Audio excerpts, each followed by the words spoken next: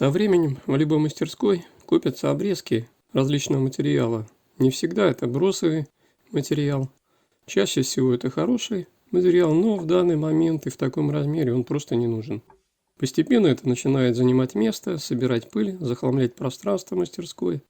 В общем, обычная проблема любой маленькой мастерской. Выбросить жалко, а использовать сейчас некуда. Есть несколько путей решения этой проблемы. Я такие обрезки использую для мелких поделок, в частности для кумико. Есть тут и плюсы, и минусы. Плюс – это превращение отходов в изделия, экономия средств и материала. А из минусов это то, что на это тратится больше времени и копятся эти обрезки быстрее, чем используется.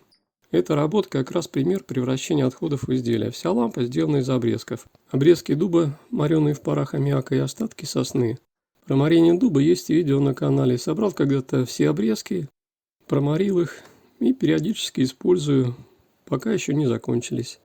Ну а как изготовлена эта лампа, можно посмотреть видео.